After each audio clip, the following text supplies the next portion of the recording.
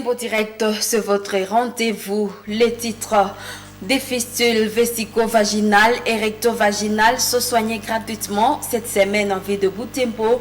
Des femmes malades seront prises en charge par Fistula Programme DRC. Cette organisation vise à restaurer la dignité de ces femmes et les réinsérer dans la société. Bonne nouvelle pour le peuple congolais. Le gouvernement annonce de suspendre la perception de la taxe RAM à partir du 1er mars prochain. Cette annonce a été faite lors du conseil des ministres de vendredi dernier. Serge Makeo, un juriste et activiste de droits humains, appelle le gouvernement congolais à rembourser les unités perçues illégalement auprès des consommateurs des réseaux téléphoniques.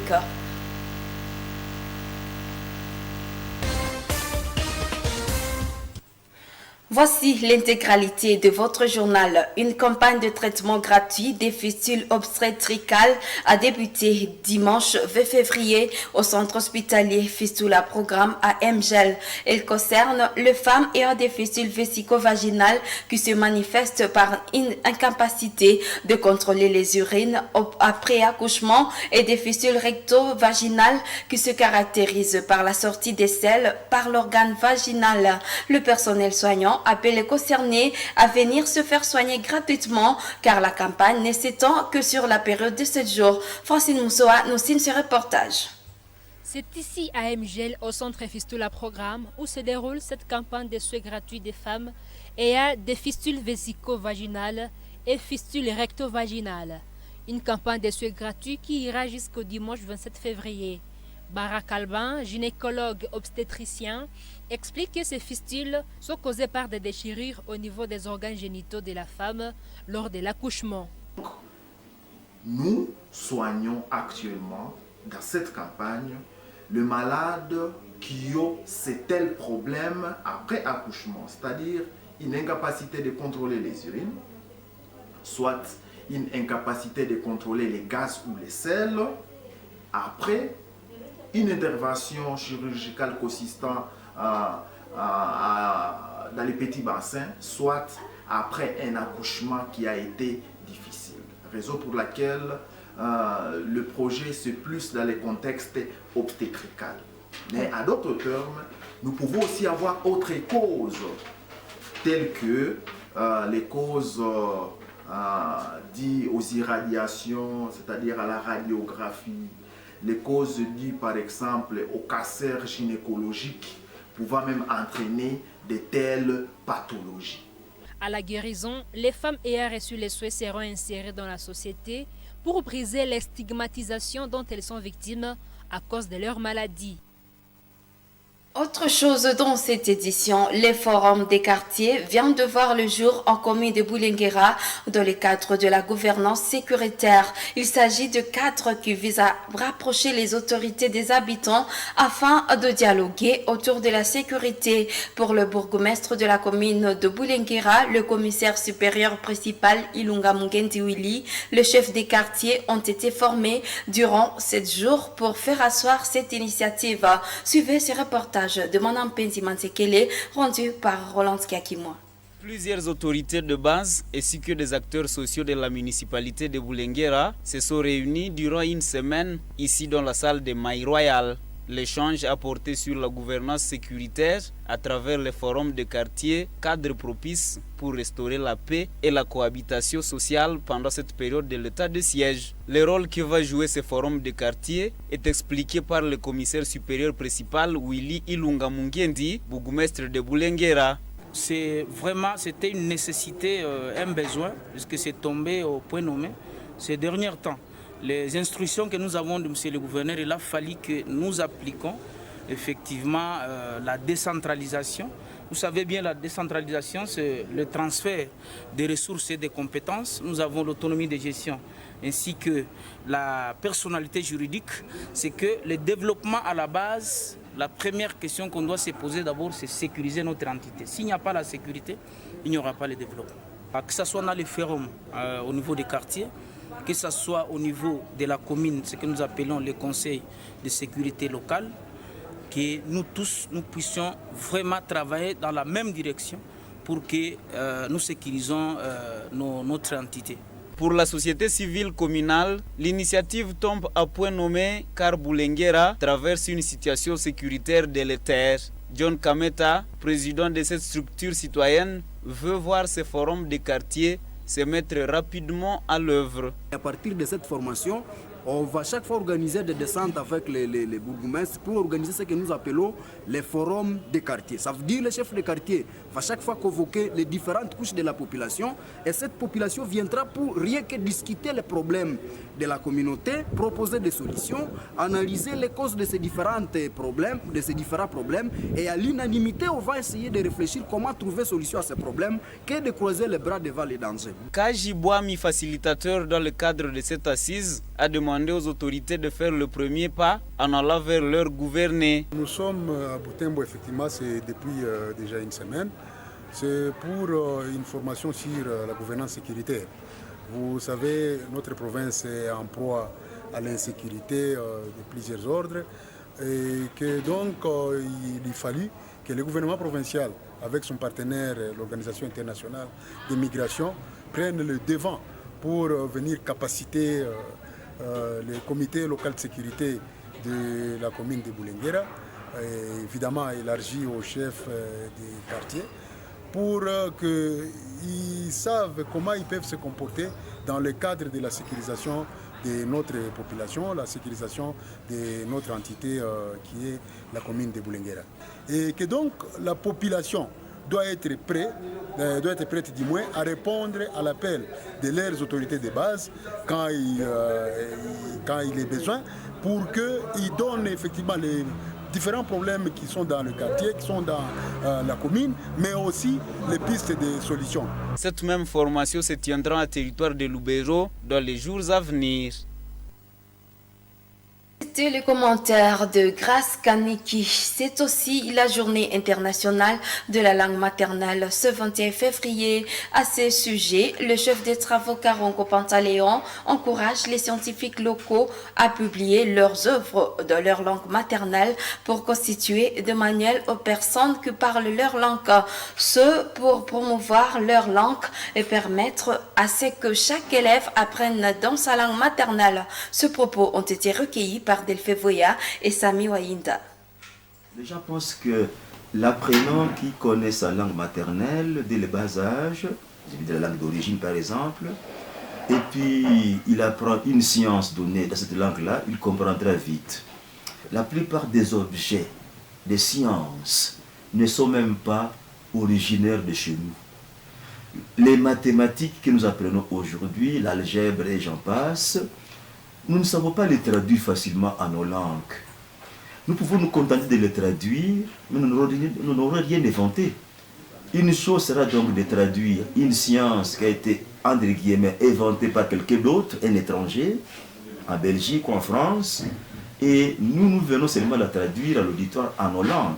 Si tel est le cas, j'aurais bien voulu, par exemple, que ceux qui parlent nos langues maternelles, au stade de langue vernaculaire ou d'origine, publient dans ces langues-là nos inventions, nos imaginaires dans ces langues-là pour que les apprenants dans l'avenir puissent en profiter pour accéder à nos données culturelles, à nos valeurs. Dans le cas contraire, ça serait du copier-coller. Le monde célèbre la journée internationale de guides touristiques ce 21 février. Les guides touristiques étaient personnels qui accompagnent les touristes en visite guidée dans des sites d'intérêt historique et culturel. En marge de cette journée, Moto TV vous propose ce reportage sur les guides touristiques de Kavinyongue, une enclave du parc de Virunga qui sont en chômage depuis 2020. Cette situation est consécutive à l'insécurité grandissante dans cette pêcherie du lac Édouard et empêche les touristes de prendre cette destination. Ngolongo, chef de poste de tourisme de Kavinyongue, appelle le gouvernement de restaurer la sécurité dans cette zone pour permettre à ce secteur de redécoller. Suivez ces reportages du 2 novembre dernier réalisés par Sami Wainda et Delphi Voya. Kavinyongue, c'est cette localité riveraine du lac Édouard. Depuis 2020, les touristes ne se pointent plus ici. Même ceux qui venaient de l'Ouganda via les eaux du lac ne viennent plus. La faute à l'insécurité caractérisée par la prolifération de groupes armés qui troublent la quiétude de la population. Ngolongo, chef de poste de tourisme de Kiavignonke, regrette un grand manque à gagner pour ce service qui a engagé plusieurs jeunes et qui sont obligés d'entrer à chômage. Ça, c'est un ministère qui est frappé à cause de cette insécurité que connaît notre pays. Parce que là, des périodes de pareil, l'Ivoire ne peut pas s'intéresser à venir quand même visiter les pays au moment où on est en train de traverser des événements trop critiques comme ça. C'est ainsi qu'il demande au gouvernement de traquer toutes les forces négatives qui sécurisent les bords du lac pour permettre à ce secteur de redécoller. La seule chose est qu'on puisse d'abord bannir d'abord les forces négatives. C'est ça. Nous avons besoin que la sécurité règne ici. À ce moment-là, si la sécurité est bien établie, vous verrez quand même que les pays voisins auront tendance de venir aussi visiter après cet événement. Qu'est-ce qui s'est passé normalement? Qu'est-ce qu'il y a de spécial encore là-bas? Avant 2020, le tourisme faisait partie des sources principales de revenus de plusieurs ménages de la localité de Kiavignonke dans le territoire de Beni. Autre chose dans cette édition, la taxe RAM est en voie de disparaître. La nouvelle de sa suspension a été annoncée dans le Conseil des ministres de vendredi dernier. À partir du 1er mars prochain, il n'y aura plus aucun prélèvement des unités dans les comptes des consommateurs de crédit de communication. Je vous propose cet extrait du compte rendu du ministre lu ici par le ministre Augustin Kibasa Maliba en charge de PT NTIC. Ce projet de texte est une réponse au cri de détresse du peuple congolais face au prélèvement de ces unités de communication et aux recommandations pertinentes de l'Assemblée nationale.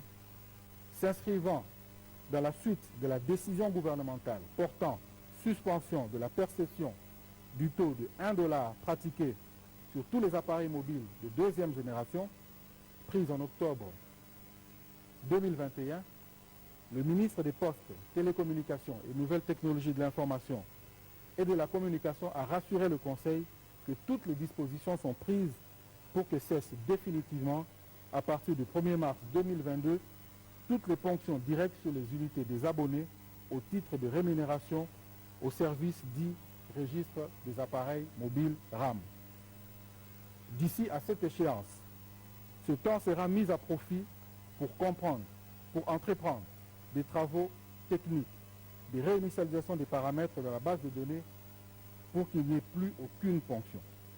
Ainsi, toutes les dispositions antérieures. Le gouvernement congolais doit restituer tous les frais perçus sur les téléphones de la population. C'est ce que pense Maître Serge Makeo, juriste et militant du mouvement citoyen Jeunes Patriotes de Butembo, après que le gouvernement congolais a décidé de suspendre la perception de la taxe dite RAM. Pour celui-ci, cette taxe est illégale, d'autant qu'elle a été décidée sans prévoir une contrepartie pour ceux qui l'ont payé, encore moins un soubassement fondé. Le qualifiant de vol de la part des initiateurs, Maître Serge Makeo appelle la justice congolaise à faire ce travail en vue de sanctionner ceux-ci. Nous les suivons. La perception de la taxe RAM a été une illégalité, a été une escroquerie étatique. Parce que la taxe, l'impôt, sont prévus par le budget, sont prévus dans le budget de l'État. Et que donc par rapport à la taxe RAM, elle n'est mentionnée nulle part dans le budget. Mais aussi, différemment de l'impôt, la taxe a une contrepartie.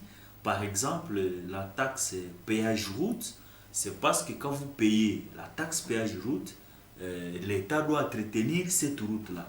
Et que donc on était en train de dire que la perception de la taxe RAM permettrait, n'est-ce pas, l'identification des téléphones, permettrait qu'on puisse retrouver ce téléphone une fois perdu, permettrait, n'est-ce pas, qu'on puisse même identifier, localiser des kidnappeurs par exemple, lorsqu'ils demandent des rançons. C'est quand même une bonne chose, mais nous nous attendons à ce qu'il y ait des poursuites judiciaires. Parce qu'on ne peut pas percevoir de l'argent sur des pauvres citoyens et qu'au vieux, même parce que la Commission économico-financière de l'Assemblée nationale a enquêté sur la question, on a trouvé nulle part les traces de cet argent-là. Et parce que si on parle de la corruption, si on parle de la lutte contre la concussion, que ce soit au niveau de la présidence de la République, que ce soit au niveau du ministère, en tout cas, personne n'est au-dessus de la loi, personne n'est au-dessus des institutions judiciaires. Est-ce qu'on va nous remettre notre argent? Parce qu'on doit nous le remettre. C'est notre droit, on doit nous remettre cet argent. Fin de cette édition. Merci d'être de notre.